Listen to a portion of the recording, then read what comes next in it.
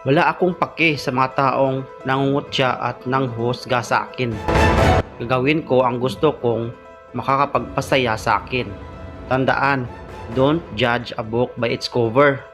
Dahil may mga taong kung magsalita napakalumanay, napakabanal at palasimba. Pero pagkatapos ng misa, numero 1 tsismosa at inggitira. Hayaan mo ang mga taong ayaw sa iyo at sinisiraan ka.